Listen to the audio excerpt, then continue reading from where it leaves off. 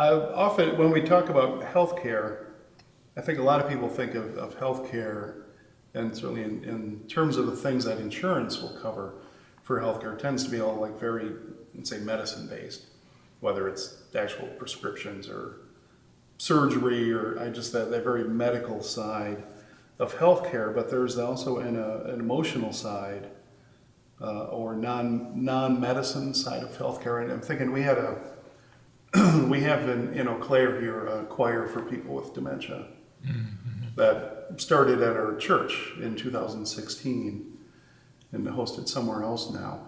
But that's a choir for people with dementia that offers socialization and a chance for them to kind of get out and do something fun and interesting, which here is all, it was started by the ADRC, but it's now all private funded. I'm on the board for it, and we're out trying to get donations all the time for it. But in England, these similar choirs are, I don't know if they're paid totally by the National Health Service, but they've seen the medical benefit of people with dementia getting out and getting chances to do this, and they see that it is worth the expense for doing that, even though it's not, say, specifically medical. Is there room in America for creative healthcare things that might include supporting dementia choirs or other therapies that aren't specifically medicine? I don't know, equine therapy or... So David, you're really alluding at a crucial issue, and that is when you see your healthcare delivery as a commodity that can be bought and sold, primarily an opportunity for making money, those things that can be identified, like interventions particularly, can be marketed, and we see all that advertising all the time. But when it comes to what's really important for our health, a lot of what we do, as you're alluding to, the program you were just alluding to, is very health promoting, but it doesn't sell as like a hip replacement sells. Yeah. And so it doesn't fit into our commoditized formulation of doing healthcare. One of the big issues that I recognize personally, but and even more for the people I worked with, because I was in a hospital and all the time I was working in the United States, and I didn't have to deal with insurance payers. Somebody else was doing that job. But a lot of my colleagues in the clinics, they would spend a lot of time battling with insurance payers to prove that something that they could see would be helpful for their patient was covered by the insurance. And so they end up ultimately feeling like, what is the use? What kind of a place do I work? And there's physician burnout, nurse burnout, therapist burnout that is real important to the experience of those who went into their fields hoping to be able to make good on their love for science and make it useful for you and me. But we put them into this machine that's set up to make money for stockholders, and they feel like, I'm not able to do what I really wanted to do when I started that first day of medical school, to become a healer and not just a function in a big machine. So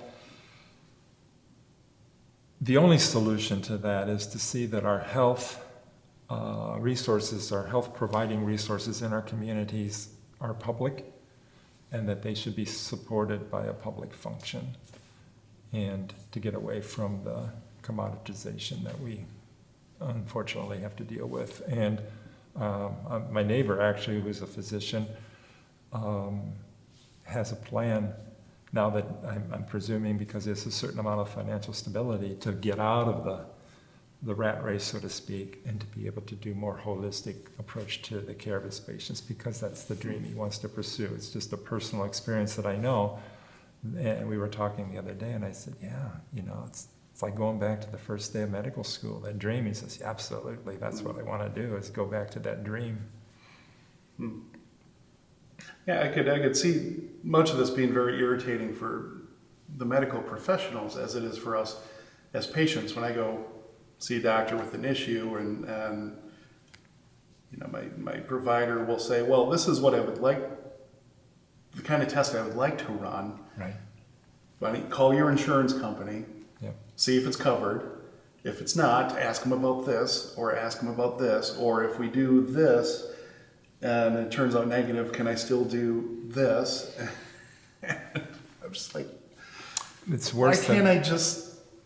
it's worse than that. Another friend that I have who does procedures as a gastroenterologist, he pointed out to me one day that the insurance payers will then contest, payment for a procedure that he performed for a patient.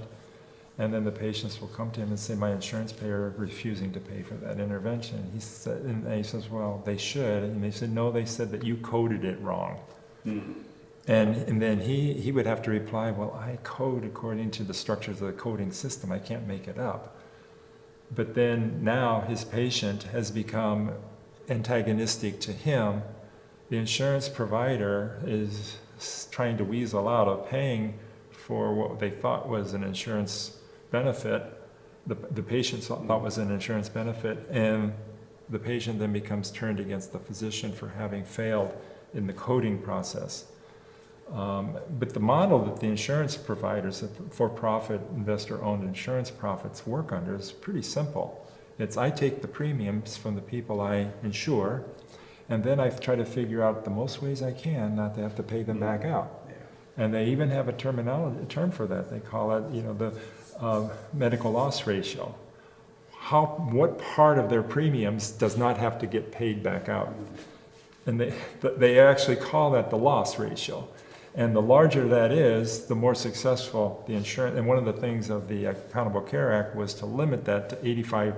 To only you have to put at least 85% back into your benefits. Paying back to your beneficiaries. You can't get by with just paying 60% of your premium receipts. Okay. So kind of limiting it to a 15% profit margin. Right, yeah. But then there's always to trick around that too. So the solution is just to undo the whole system and say, you're not helping.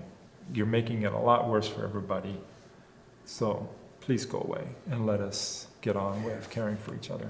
Yeah, it's really frustrating. And when I call my insurance company, and I would call a pretty good one, and I say, is this covered? Even though they say it is. I'm always, in the back of my head, I'm like, maybe this guy's a moron. Maybe the next person that actually gets the bill is going to say, oh no, we've never covered that. And then what do we do? It's frustrating for the providers, for the physicians, 6, 8, whatever number of years of preparation to practice as a skilled physician or therapist or anything.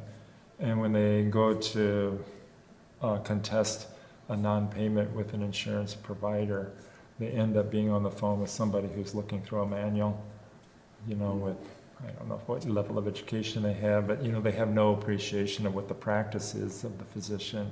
And they say, I can't even talk to somebody who knows what my job is. Yeah.